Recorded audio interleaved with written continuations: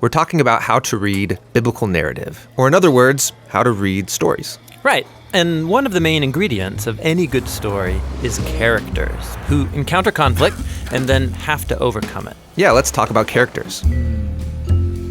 In most stories, we quickly identify with characters because, just like them, we're in our own story having our own conflicts that we need to overcome. Yeah, and good stories have characters with relatable struggles. We can watch them react to these challenges in different ways, and we get to see what happens as a result.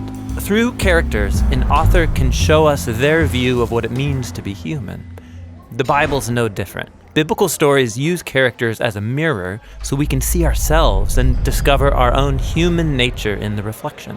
The thing about characters in the Bible is that they could be hard to relate to. I mean, often there's very little detail given about them. Yeah, biblical authors develop characters differently than modern narratives. They prefer to communicate a lot through minimal detail. For example, we rarely hear what people look like in the Bible, but when we do, it's crucially important for the story. Like we're told that Saul is tall and David was kind of a runt. And these become images of their moral character. Saul's height matches his love of status and power to impose authority, while David humbly accepts his low status and allows God to exalt and deliver him. So people's physical appearances are symbolic. Yeah, very often. Like Esau's hairy body fits his animal-like behavior, and Jacob's smooth skin matches his deceptive, slippery nature. What other clues do we get about biblical characters? Well, often people's names symbolize their role in the story. Abraham in Hebrew sounds like father of a multitude. Jacob means deceiver. Ruth means refreshment.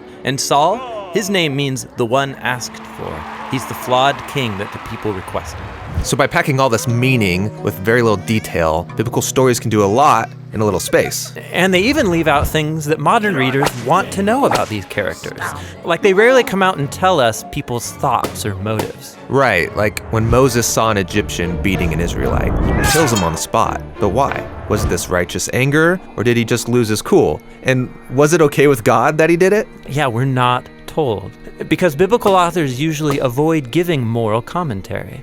They would rather have a character's words and actions reveal their motives and then leave us to judge their behavior by seeing the consequences. So in the case of Moses, this murders the beginning of a pattern of his anger getting the best of him with bad results. This choice forces him to run and hide in the desert for 40 years. So it was a bad thing. But he does meet his wife out there, so it's a good thing? Exactly. It forces you to ponder. Through all these techniques, the biblical narrators keep their stories compact, memorable, but also engaging.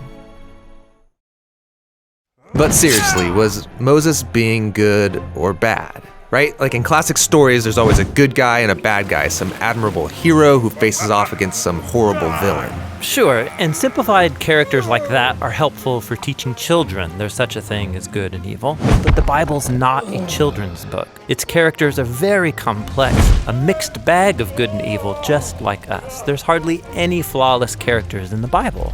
What about heroes of the faith like Abraham or King David? So you mean Abraham, who used an Egyptian slave for sex and then lied about his wife 2 times to save his own neck? And David, the man after God's own heart, who sleeps with another man's wife and then murders him? These stories are anything but simplistic. They offer us realistic portraits of compromised people like ourselves. The real surprise is that God keeps working with them despite their failures. So, just because a person's called by God or wins a battle, becomes successful or wealthy, it doesn't mean the biblical author wants me to act like them. Right. It would actually be really dangerous to imitate most biblical characters. True.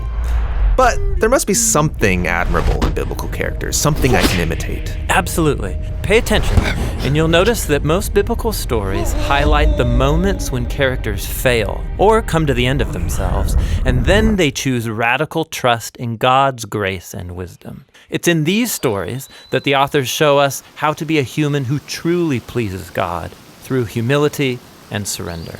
Yeah, the fact that God stays committed to biblical characters is a profound statement about the patience and love of God, who is also a character. Right. And by studying biblical characters, we can observe our own worst tendencies on display. And we see time and again God's gracious response that will see this story through to the end.